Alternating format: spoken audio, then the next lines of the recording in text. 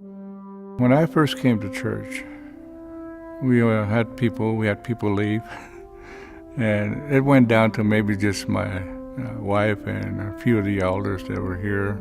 And one day I said, why am I doing this? That was a time for the Lord to speak to me. He said, be faithful in the little things, because there's more to come.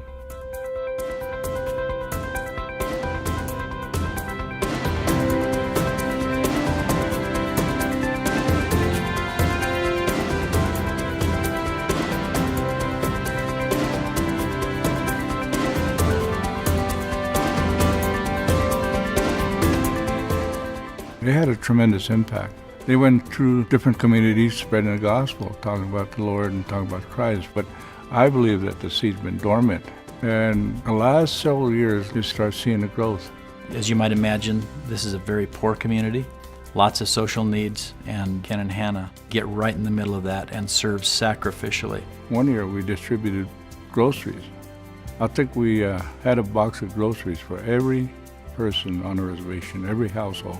They don't get much for themselves, but they use the resources that they do have to be a blessing to this community. You don't see the response right away, but trying to be faithful in everything that you do, God sees that. And my advice is just hang in there. Keep moving, keep going, and keep your eyes on the Lord. One of the things that I'm really thankful is that individual that helped us put this building together. I knew the guy for several years.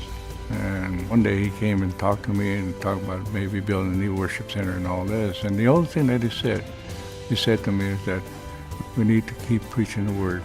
Most people can't imagine the lack of resources and the kind of building that they dealt with before. But to see what God did in this building is an amazing thing. And the results are obvious. They're having a significant impact on this community. For our opening day, it was so packed. We didn't have any parking space, and it was a happy day. Man promises will always be broken, but God promises never to be broken.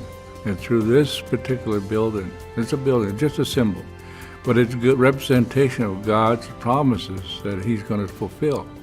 I come to realize that my own salvation, my own relationship with God, even had the roots back in this little four-square church that started in a little cabin. The people that came and got saved there. If you interview any pastor who's making a significant difference now, they can point back and say, I thank God for those who prayed. I thank God for those who preached the word, who loved people, and they planted seeds long before we ever came.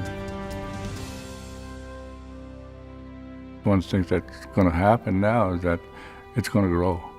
I'm expecting some great things coming out of this area.